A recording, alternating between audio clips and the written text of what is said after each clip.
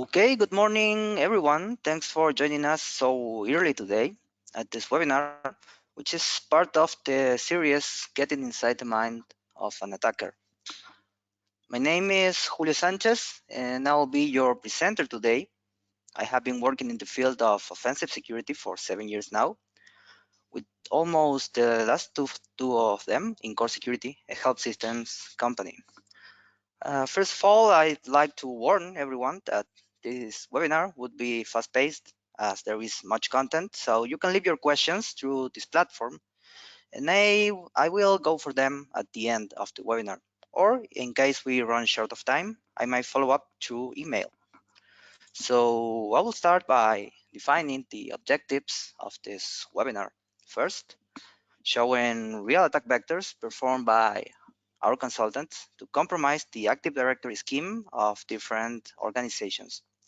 And I will try to show how an attacker would adapt to create a successful compromise chain using only what he had enumerated from your organization. Second, to let you know the reasoning of the attacker before following each course of action, and also discuss some ideas about what actions you could take to avoid this from happening in your organization. So a common objective for the pen tests we perform is to compromise the Active Directory environment of our clients.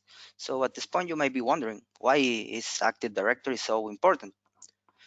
Then I will take some time to explain the impact of a successful security compromise in your Active Directory scheme. First, any attacker that has gained domain admin rights would attain the highest privileges in your organization, having now the capability of accessing, creating, or modifying any domain account.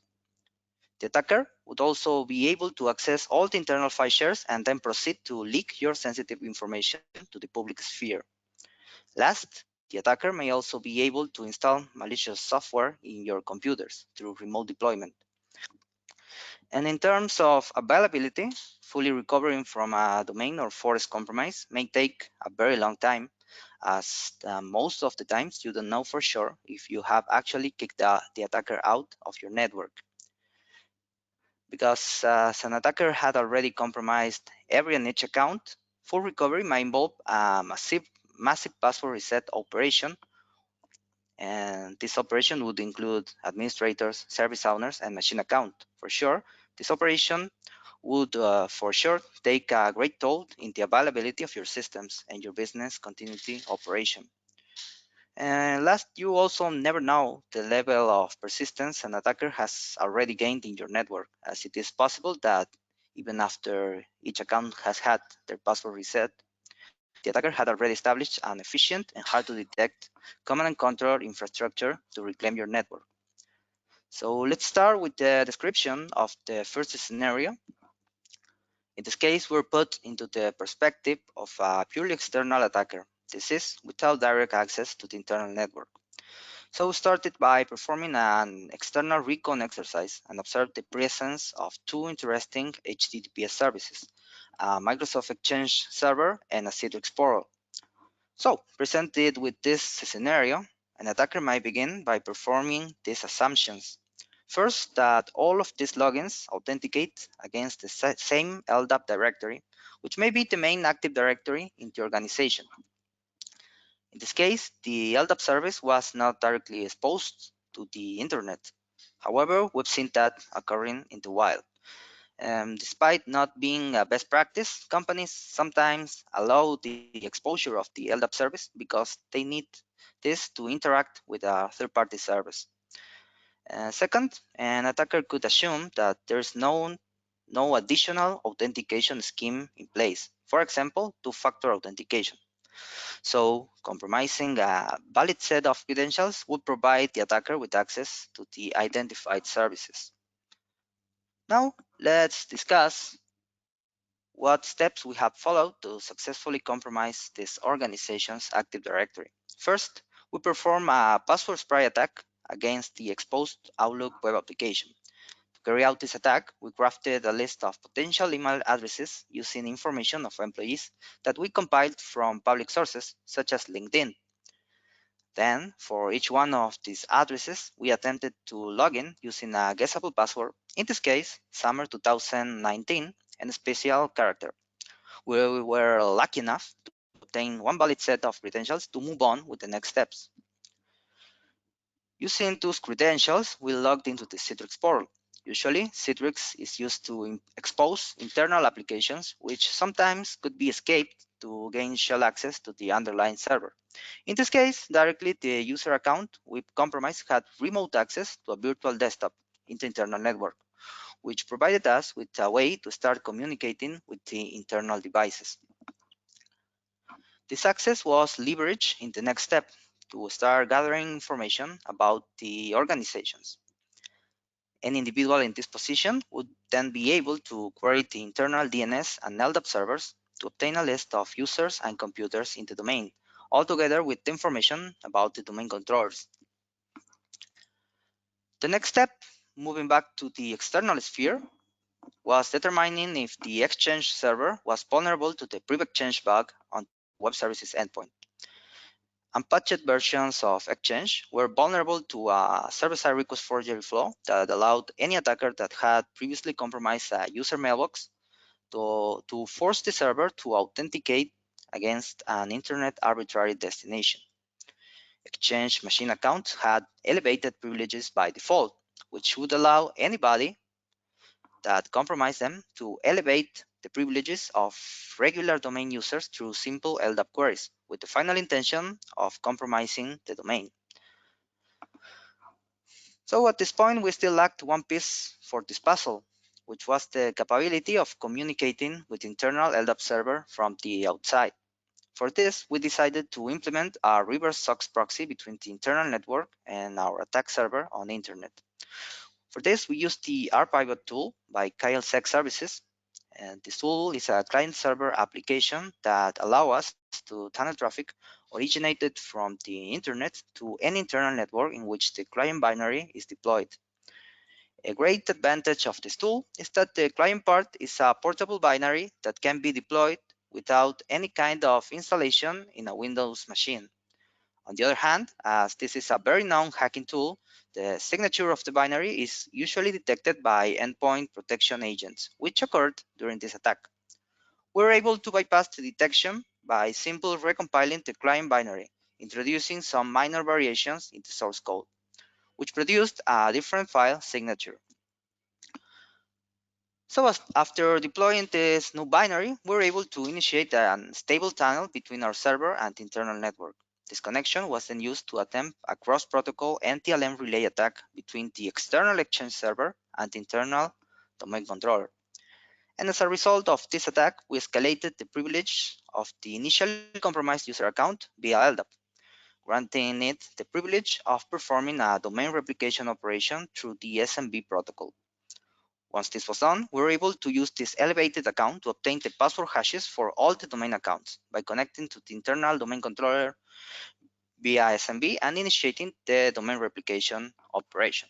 So I'd like to present some topics from this scenario. The first topic of this scenario and this webinar would be password guessing. By nature, you can classify password guessing exercises in online and offline. Despite the differences, the main goal is the same, to test a series of credentials with the intention of guessing one or more. I will start by the online type. Offline password guessing, also known as cracking, would be treated in the next scenario. For this discussion, let's think of your organization as a house and of the attacker as a burglar. A burglar may have different reasons for targeting your house. Mm, And and the burglar will always begin by mapping all your accesses to determine which is the weaker door or window that he may use to break in. Attackers would follow the same approach, starting each assessment with an information gathering and reconnaissance stage. In a house, all your family members may have a key to access. Naturally, taking care of each key would be responsibility of each individual. Here is a point that is often overlooked by your employees. It only takes for one careless member of the family to lose her key to allow the attacker to break into your house, or in this case, your internal network. Individuals usually fail to see this reality as they think that the larger impact of an attacker accessing their credentials is to read their private correspondence. The reality is that an attacker has no personal beef with you, but with the company you represent. He will use your credentials, for example, to gain an initial foothold on the internal network. This is the rationale behind password sprays. Attackers repeatedly try to access one of your exposed systems, for example, the email server, by crafting a list of candidate usernames and testing each one of them with a predefined, easily guessable password. And naturally, the bigger the list of candidates, the bigger the chance of success. So it's up to you to stop the occurrence of password spray attacks in your organization by defining a strong authentication scheme, a strong password policy, and by improving your detection and response mechanisms. One consideration we take before initiating this kind of attacks is the local policy in place. Best practices indicate that you should lock out the user account for at least 30 minutes after 3 to 5 incorrect password attempts, login attempts, occurring in a short time frame. You can go further and also prevent the originating IP address from never ever contacting your systems again in what is known as IP banning. On the other hand, attackers may also know that you cannot lock out accounts after only one failed login attempt, and that you cannot essentially lock out every address in the internet. And this is why we often craft a list of candidate usernames and perform 1 to 3 different login attempts for every name, distancing each attempt by 1 or more minutes, depending on the time we have initially committed for the pen test. After considering this criteria, an attacker would move into creating the candidate username list. The attacker could follow two main approaches. A, scraping public sources such as LinkedIn or other social media to obtain a so-so depurated list of first and last names. Or B, if the information collected from the first stage is insufficient, he might still attempt to guess the username part of the credentials. So let me introduce you what I like to call the Jerry Smith problem. This is that each country and language has a limited set of names and surnames for their people. It is safe to assume that most of them, or at least a considerable number, is named traditionally. So chances are you already have a domain account for Jerry Smith or Mary Williams in your organization. Attackers would grab public lists of common first and last names and craft a list of candidates. This point is where your current naming convention takes relevance. Creativity is often limited to one of the three formats shown in this slide. The last component of this exercise is selecting which secret or secrets is the attacker going to spray. We're talking about passwords. Attackers know that people use easy to remember strings as passwords. One possible solution to it would be educating users to use password managers, which are small local databases that people can use to memorize their passwords on their behalf, even allowing for random password generation. However, few people use them. Additionally, companies often enforce what they think are strong password complexity and password rotation policies. The problem with this is that people could be only that much creative before they start using weak passwords again that in some way bypass the complexity of the policy in place. As most companies enforce password rotation each 3 months in coincidence with the season change, attackers may usually try the first round of a password spray using the current season, year, and special character, which is often the exclamation symbol as the guess. Weak dictionary words such as password or let me in may also be an option, and even trending topics such as the infamous COVID-19 virus. Yes, I have had success in a password spray during a recent pen test by testing this string. In conclusion, instead of questioning whether or not an attacker is currently doing this kind of attack against your organization, I think it will be better to ask yourself about your detection and response capabilities, provided that this is already happening. Also, it is a healthy exercise to consider that this breach had already happened. It is better not trusting the defense of your perimeter to the creativity of your employees, but to consider what defenses should an attacker circumvent before gaining a foothold on your network. One of them, and I think the one that is more important at this point, is the implementation of multi-factor authentication. In this kind of scheme, users are asked for an additional piece of information after providing valid credentials. Examples of this are smart cards, one-time tokens, or even biometrics. Moving on to the next topic, are you aware of how many entrances does your organization have? Can you ensure that every one of them has the same lock installed? Question yourself if it will be prudent to invest in a 100K security front door if we first don't repair a broken window in the back. Organizations often expose a myriad of different services, and sometimes the authentication is not consistent between all of them. We recommend to always keep the exposure to what is strictly necessary to guarantee business continuity. I would like to put a pen test we executed as an example. The client organization had deployed a VPN that required of a pre-shared IPC key in addition to domain credentials of particular users before allowing access to internal services.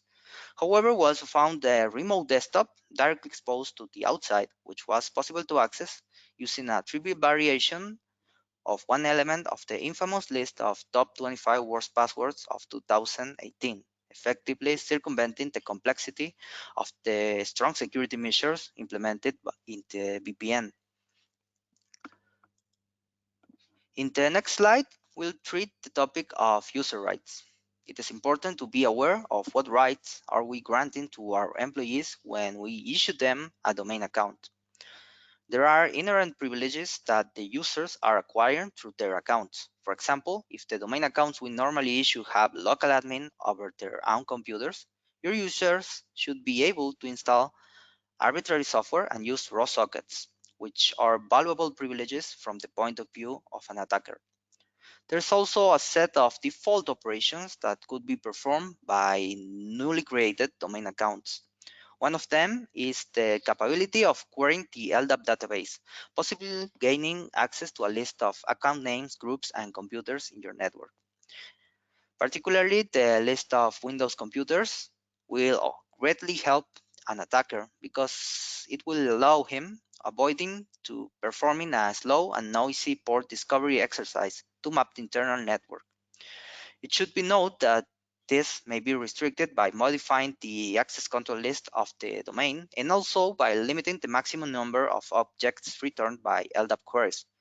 However, doing so might have undesired consequences in the availability of internal services. Also, having compromised any domain account will provide an attacker with the capability of using and abusing the Kerberos protocol. I will discuss this in the next scenarios. Finally, it's important to note that domain credentials may give attackers the ability of tunneling their traffic through corporate proxies. Moving into patch management and configuration issues, I'm discussing first unrestricted outbound traffic. It is important to control which kind of traffic can ingress your network. And this can be easily configured by the means of firewall rules. For example, there should be no reason for SMB traffic to leave your internal network. It should be noted that hackers will leverage unrestricted outbound traffic to exfiltrate internal data.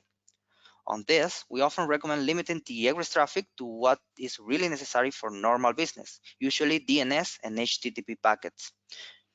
Additionally, the presented attack vector wouldn't be possible without the aid of pre-exchange issues.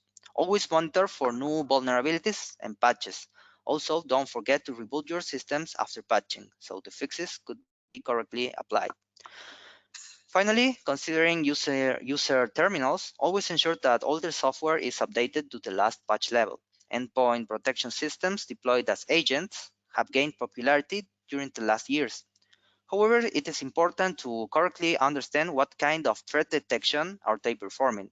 For example, if it is behavior or signature based. So take some time to test your defenses by uploading and executing multiple attack payloads and evaluating the response. For this, a client-side oriented pen test may be of help. Let's move on to the next scenario. In this scenario, And the next one, the organizations have followed the criteria of assuming an external to internal breach. So we have been provided with a low privilege access to the internal network and domain by the means of a VPN connection and domain credentials. Since this was a PCI penetration testing, we're also provided with a virtual desktop within the PCI scope. Naturally, there were segmentation controls enforced, clearly distinguishing PCI and non-PCI environments. We also observed two different and isolated domains with different servers and computers in separated networks. So, having said this, which assumptions could an internal attacker make before starting? First, an attacker would note that any domain account, notwithstanding of how low its privileges are, would be able to query its domain and all the domains for which a trust relationship have been defined in order to collect valuable information. Again, an attacker would be especially interested in users groups and computers. Any domain account could also use and abuse the Kerberos protocol, which can introduce some interesting attack avenues. Another observation is that the devices in the network may still present some remnants of old and probably already fixed vulnerabilities. Because of this, attackers would still look for low-hanging fruit in your environment, no matter of how outdated an attack may appear. Last, often compromising one domain might lead to the compromise of the Active Directory forest, or even the compromise of a separate domain. There is much information in a Windows domain that can be useful into gaining an insight on the mindset of the people that build them. Then, talking about network administrators, reusing credentials between domains may be a threat in your logic separation scheme. Having said that, how did we move on with the attack? We first started by enumerating all information our user domain was capable of. Of course, we started by querying LDAP to obtain a list of the assets in the domain. We also took note of the IP addresses of the domain controllers. Second, we moved into validating for the presence of an ancient vulnerability, commonly known as the group password policy vulnerability. This one is directly linked to a flawed use of domain GPOs to distribute local administrator passwords to the rest of the machines. This password was often found encrypted in XML files stored in the sysvol share of domain controllers, which is by default accessible by any domain account. However, the encryption key is a well-known value, which is even disclosed in the Microsoft documentation, giving attackers the chance of decrypting it. As this is a simple test, simple based in mounting the sysvol share and perform a fine string operation, it won't be overlooked by an attacker. In this case, we detected the existence of an old GPO affected by this issue, and we were able to decrypt the password. However, this password was not currently used for the local admin of any machine in the domain, which can be interpreted as an indicator of this vulnerability being already fixed by the company. In third place, we leverage our domain account to abuse Kerberos by requesting service tickets to the key distribution center. By using a technique known as Kerberos, it is possible that an attacker requests service tickets for each service owner account in the domain, forcing them to be encrypted with the weak RC4 encryption algorithm. Since these tickets are encrypted using the password set by the service owner, these tickets can then be submitted to an offline cracking process. Having collected all this information, we designed our attack path. Using the password found as a vestige of the group password policy vulnerability, we launched an internal password spray. And despite not being used for any high privilege account, the password was observed as valid for 5 additional domain accounts, which enabled us to diversify our interactions with the internal devices. And this was not the only information emanated from this password. Its structure contained the name of the organization and showed a pattern that could be used to guess the passwords for other domain accounts. In particular, we used this information to craft an intelligent cracking attack against the Kerberos tickets obtained from the previous step. It is worth mentioning that cracking Kerberos tickets is a slow exercise compared with cracking net NTLM or NTLM hashes. So it is important to define an effective approach before initiating the attack in order to obtain faster results. We then follow the structure of the password found in the first step to create a hybrid cracking approach by testing each case variation of the client's organization name, followed by a series of 1 to 6 characters, including letters, numbers, and special characters.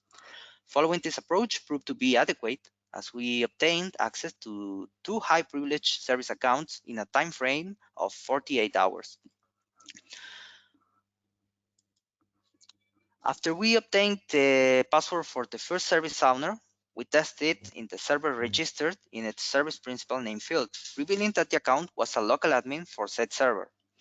With this privilege, it was possible to dump the password hash of the default local administrator account of that machine and via pass the hash attack, gaining administrative access to other servers in the network. And the second service account we obtained was directly a domain administrator. It is often seen that domain admins use their own accounts to quickly run some service as it can be seen from this scenario. This could never be considered a good identity management practice, since the administrative account would then be exposed to be compromised through a Kerberos attack. Despite having obtained this password, we're up to face an additional difficulty. The password for the account was expired and there was no way to reset its value from the internal network. We then move into the external sphere and attempt to log into the company SharePoint through federated services. After being notified of the expiration of the password, we were redirected to a password self-reset portal on Windows Azure. It appears that this portal allows users to reset their passwords after providing a one-time password received in their recovery phone number. However, in this case, the phone number was left unconfigured, which gave us the chance of setting our own phone as a means of recovery, and after validating the OTP, effectively resetting the account's password. We then moved back into the internal sphere and attempted login using the previously set password. And then we leveraged our administrative privileges to dump the password domain table for the non-PCI domain, effectively compromising it. Moving into PCI, the situation was a little different, as we haven't even compromised one low privilege domain account at this point. Moreover, there was no trust relationship between them, and the only information we had was the IP address of the PCI domain controller. So our best chance was to expect that one of the IT administrators in charge of both domains was lazy enough to use the same credentials between domains. As we already had the password hashes for all the users in the domain A, there was no impediment to attempt a massive interdomain pass-the-hash attack against domain B. Luckily for us, our assumptions were correct, as we quickly discovered a group of users, including a domain administrator, reusing their passwords between domains. It is worth emphasizing that before gaining domain admin, we had almost no information on its group nor accounts. So, having compromised this organization as well, I would like to discuss the topics from this scenario. The first topic would be insiders. Any employee in your organization has the potential to become an insider attacker. Why? Because they can initially communicate with all your network internal network devices. So if no proper segmentation is applied, any individual in the organization may attempt to communicate with your servers and attempt gaining administrative access by logging into their management consoles, which are frequently found to be configured using weak or default credentials, or even allowing anonymous access. Another kind of service to consider in your internal network are file shares. We frequently find the presence of file shares with read and even read-write access for any account in the domain. Sometimes these file shares are used as internal Dropboxes by the employees, who happily use them to store any kind of sensitive information, going from spreadsheets with passwords to information related to the business, such as intellectual property or payroll information. As it is difficult to effectively control this practice, we recommend reviewing the current permission scheme on your internal file shares, avoiding that any individual in the organization is able to access them by default. Also, network segmentation is a key contribution to deter or at least difficult the efforts of an internal attacker. If possible, avoid common users to be able from reaching your critical servers. Despite there may be ways of detecting and preventing an unauthorized individual from physically infiltrating your network, you never know if a legitimate employee has gone rogue.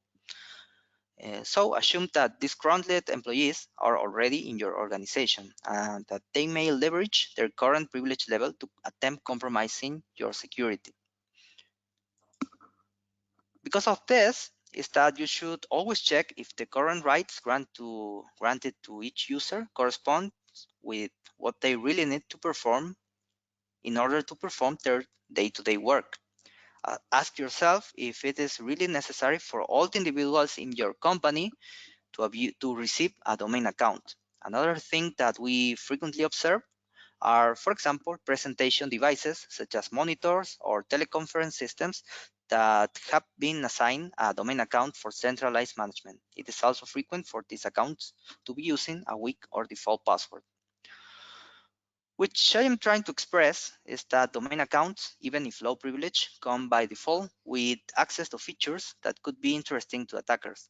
For example, they are by default capable of abusing the Kerberos protocol, as we've done in this scenario. Of course, as domain accounts, they also have the right of querying the LDAP protocol and obtain a list of your assets, altogether with other interesting information, such as the current password policy and the date of the last password change of each account.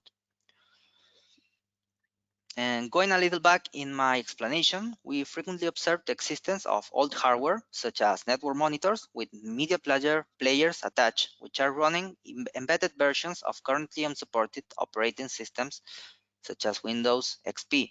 And your organization should not underestimate the threat that represents an attacker that had infiltrated into offices and compromised one of those old monitors and obtained the domain account from the memory or registry of the device.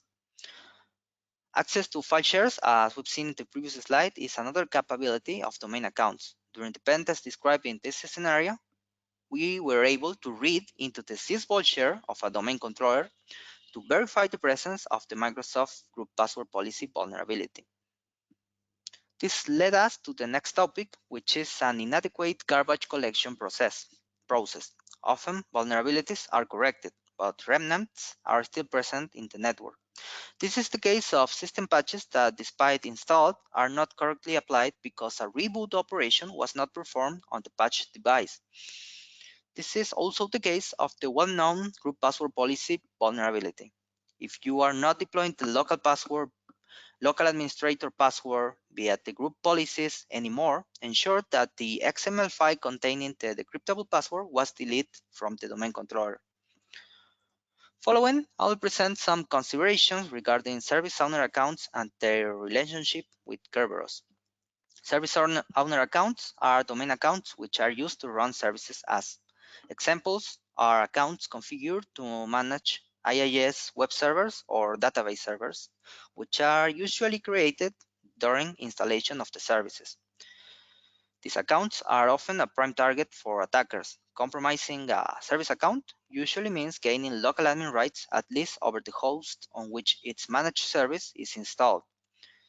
This level of privilege can be attained because an admin did not take these considerations into account and defined the service account directly as a local administrator of the server as well. Or because the attacker was able to exploit the token impersonation set of privileges granted to service accounts and leverage exploits such as rotten potato to escalate privileges to gain administrative local access on the underlying servers. Another characteristic of service accounts is that they are usually generic, so it is a complex task tracking who created the account and set the password. Valid reasoning in regard of administration of service accounts is that they would be mostly managed by a machine. They will be stored in configuration files, usually with different types of encryption applied. So there is no valid reason, I think, to assign them easy to remember string as passwords. Sadly, this principle is not always followed, and it is frequently possible to guess or crack passwords for service accounts. I will delve deeper into this in the next slide. Here, I would like to illustrate the relationship between service accounts and the Kerberos protocol by briefly explaining how the Kerberos attack works. Kerberos that has two main parts. In the first part, an attacker asks the key delegation center, which is usually the domain controller, for service tickets, simulating the intention of logging into a particular service.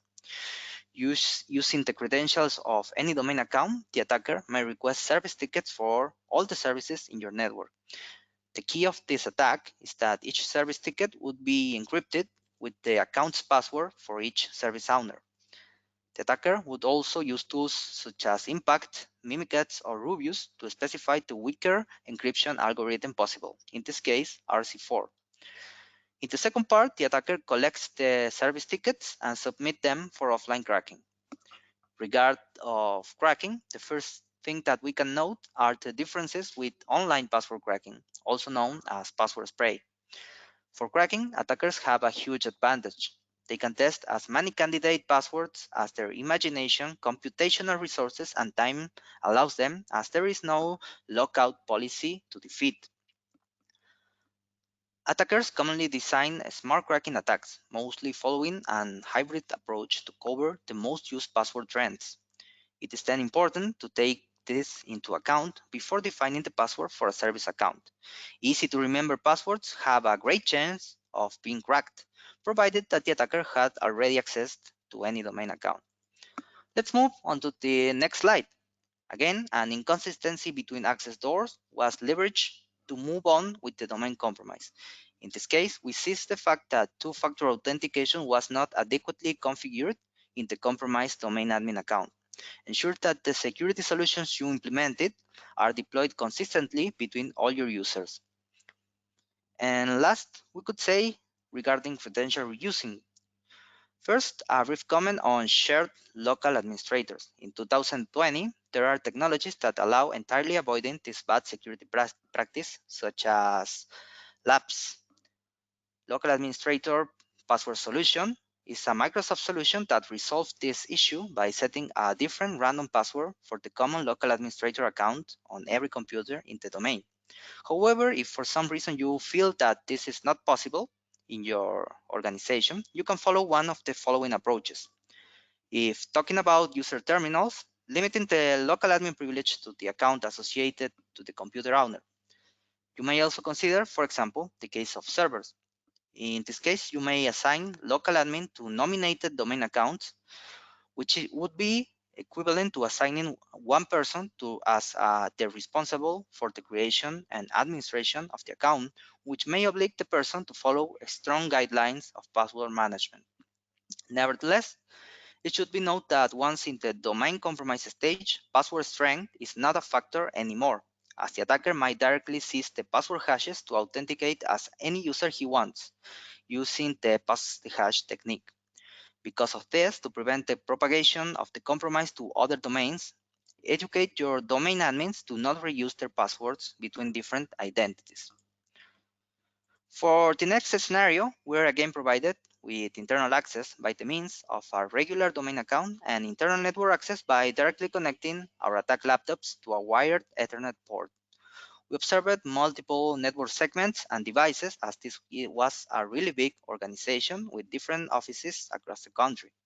We also observed multiple Windows domains, three of them creating a forest hierarchy with bidirectional trust relationships between the root and the leaves, and a different separate domain without relationship with the main forest, which was part of the PCI domain. We were also informed that a group of employees had been provided with smart cards. We noted this because we were also running a client-side pen test, and some users that fell for our phishing emails provided us with the code generated by the smart cards as their passwords. So the first consideration that an attacker could make is that not every domain account could have been provided with smart cards. In particular, service and machine accounts cannot use them. So the focus of the attack would be analyzing the security of these types of accounts. And of course, as huge as this organization was, there was also a high number of service servers and, of course, service owners. Another consideration is that there were protections in place against cross-protocol and TLM relay attacks, which prevented us from attempting this kind of privilege escalation attacks, as we have done in the first scenario. The last observation was related to the administration of the internal DNS. In this case, this was not done by the default Active Directory solution named ADDNS, but instead by a bind server. We'll see later how this would impact in our attack. So we started the attack the same way as in the previous scenario, by enumerating all the information possible from the domain. I'd like to mention some open source tools that could be used with this purpose. For example, in Linux terminals, you can use LDAP domain dump, which is based on Python, and Godi, which is based in the Go programming language. In this scenario, we used a Windows tool based on PowerShell scripts called AD-Recon. This tool could also be deployed by any of your users in her personal laptop, provided that they have become insider attackers. As in the previous scenario, we followed a Kerberos-based approach to obtain service accounts and crackable service tickets. From this, we obtained a number in the order of 200 Kerberos tickets that could be submitted then to offline cracking. Having this huge number of tickets, as ticket cracking is a slow process, it would be important for the attacker to design an efficient cracking attack. First, we validated if we had any high privileged account, such as a domain admin used as a service account, which was not the case. Moving into the following interesting classification, we considered Kerberos delegation. I will say more about delegation in the following slides, but summing it up, service accounts enabled to perform delegation may impersonate high privileged users based on different conditions. So having prioritized the delegation-enabled accounts, we move on to designing an intelligent guessing schema. We opt for following the same approach as in the previous scenario, including all the case variations of the customer names followed by 1 to 6 characters. From this attack, we obtain the credentials for one account granted with unconstrained delegation privilege. We designed an attack in which we attempted to hijack an impersonation ticket from a domain administrator account. However, setting up this attack is not trivial. Before thinking into executing it, we need first to meet some requirements. The first requirement is that we should be able to control the SPM field of our compromised service account in order to register our own attack laptop as a service. Second, what we will need to register in that field would be the fully qualified domain name of our laptop. As we attempt to perform a Kerberos-based attack, and Kerberos relies in DNS for host identification, simple identifying our machine by only its IP address won't fly. Luckily, our service account had enough rights to write into its own service principal name field, which we performed by using the sysinternals AD Explorer tool.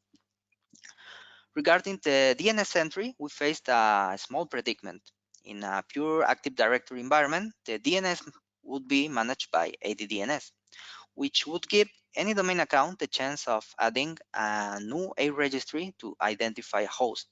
Here, as DNS was managed by bind, we'll need first to compromise the bind server before being in a position to edit the zone file. Luckily enough, the organization solved this for us, as our machine was assigned a fully qualified name in the forest after we physically connected to the wired network.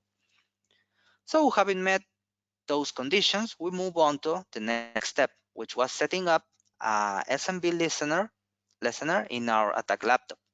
For this, we used the KRB relay tool, which is a variation of the in-packets NTLM relay, which allow us to receive the authentication and capture the impersonation ticket. Then, in order to force a domain controller to connect against our listener, we have used a remote procedure call to the expose service feature in an attack commonly known as printer bug. As we are controlling a service which owner has unconstrained delegation enabled, our attacker machine will receive a forwardable ticket granting ticket, which is essentially our impersonation ticket for the controller's machine account, which we use to invoke a domain replication operation against another domain controller, successfully compromising the domain, and by abusing the existing trust relationships, the entire force. Finally, in order to compromise the other separated domain, we performed an inter-domain pass-the-hash attack in the same fashion as I've explained in the second scenario. From this, we detected again a domain admin reusing credentials. So, finishing this webinar, the topics to discuss from scenario number 3. I would first like to introduce what I feel is a useful classification for domain accounts based on my experience. We have talked about the first and second types, which are user and service accounts. User accounts are in general associated to a real person or sometimes a department. And as I said before, they are often protected by an easy to guess password. Service accounts, on the other hand, tend to be generic, not directly associated to a person. And regarding protection of the accounts, easy to remember passwords should not ideally being used for them. The last type of domain accounts in this classification are machine accounts. Those are created when a computer is added to a Windows domain. They are named after computers and usually they have local admin privileges over them. What is important to note is that as domain accounts, machine accounts are also protected by a password. However, this password is a 240 computer-generated byte stream that rotates each 30 days by default, making these hashes virtually impossible to crack. And this is why they are not a target for Kerberos attacks. Following with this line of thought, I'm moving into the next topic, which is abuse of domain controller machine accounts. Since domain controllers are essentially computers, they have a machine account associated. These machine accounts have high privileges. In particular, they bear the get ID replication privilege as they need to perform domain replication operations. So give me a minute because I have some noise here.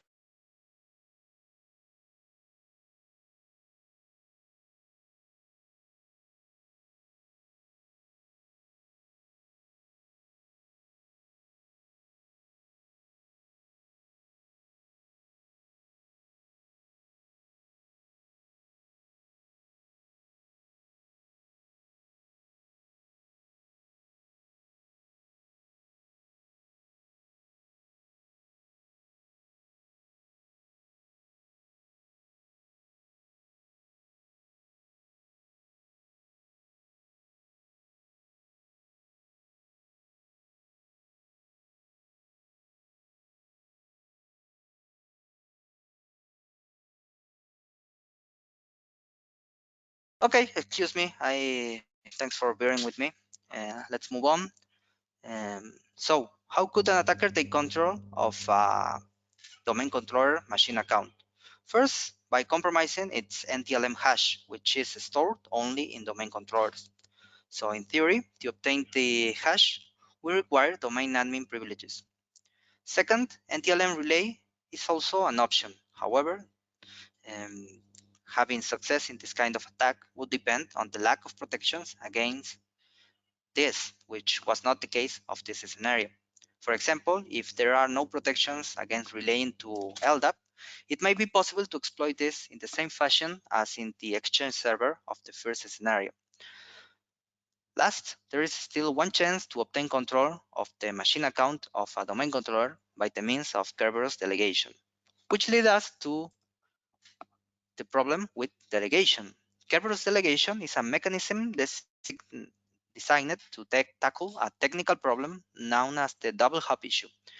This scenario occurs, for example, when a domain user needs to use a front-end application which communicates with the database in a separate server used as the backend. delegation was born as a way of granting the application server with access to the database on behalf of the user that initiated the Kerberos connection. To understand the security implication of this, let's examine Kerberos delegation flavors. Unconstrained delegation was the first solution to the double hop issue. As its names indicate, there are no constraints nor restrictions in place for the use of the delegated impersonation ticket.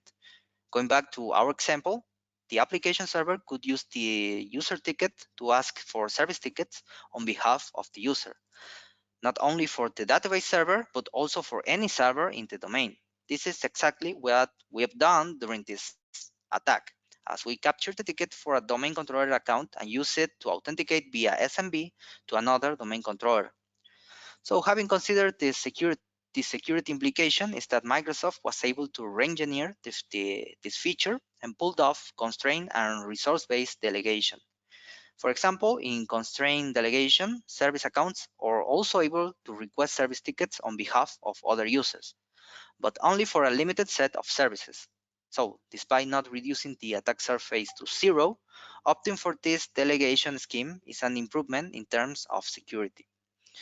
Now, it should be clear that you should always examine your Active Directory first to understand if any of your service account has been granted with unconstrained delegation rights, because the compromise of one of these accounts may lead to attackers dramatically escalating their privileges in your domain first. There is also an option that could be enabled in a per account basis to protect interesting domain accounts, such as domain admins and domain controllers' machine accounts from being delegated, which is including them in the protected users group, which cannot be delegated by default. Last, another insecure configurations exploited in this scenario are: first, the presence of the spool service interface in sensitive computers, such as domain controllers.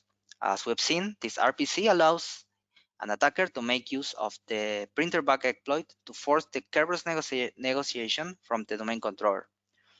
As this behavior won't be fixed by Microsoft, since they consider it a feature, your organization's IT team should consider the possibility of disabling the service in sensitive computers. Obviously, after evaluating the impact of disabling the service. Knowing which interfaces we are exposing in our devices is a key element in order to reduce the attack surface. Last, consider the risk of your current practices. In this scenario, issuing a name in the domain to each device connected to the network greatly simplifies the attack for the consultants. Consider if any of your current asset management or cybersecurity practices may introduce additional risks. So, finishing with this webinar, some final thoughts summing up what I've shown. First, I would like you to know that attackers are going to adapt and improve their techniques, so rest assured on that. There are no perfect security schemes, as currently strong security technologies may be broken in the future with the advent of new resources and attack mindsets. However, it is important for your organization to ensure that you are not making the work of an attacker easier by introducing additional risk by overlooking any of the points discussed in this webinar. Also, be sure that your security team is informed about new attack techniques and vulnerabilities. As I've discussed, do not entirely rely on your users to protect the network, nor in your current password policy. It is maybe a good time to have the conversation about implementing multi-factor authentication within your company if you haven't had this conversation yet. There are many solutions in the market to evaluate, some with prices as low as zero. Also, keep a look in your access stores. It is important to have a clear idea of the services we are exposing to the public sphere and to be consistent across them. Remember that any external access store with an inconsistent scheme is what can be considered as a backdoor to your internal network. If possible, limit the external exposure to what you really need for your day-to-day business. Last, moving into identity, three main aspects to consider. First, be thoughtful about each domain account you issue and also about the rights you are granting with them. Regarding service accounts, the lower the better. Also, if you suspect that any of your service accounts has had a weak password currently defined, consider that it would be better to run a massive password reset operation right now and not a full forest rebuild after an attacker compromised it. Finally, ensure that your IT department is doing a mindful use of Kerberos delegation and, of course, not reusing passwords. So we have reached to the end of this webinar. I will proceed to answer some questions. We have only one question, and it's about if this webinar is going to be distributed after the presentation. It's my understanding that it will be. It will be available in the Core Security webpage. So if there are no more questions, I think it's a good time to stop the recording of this session.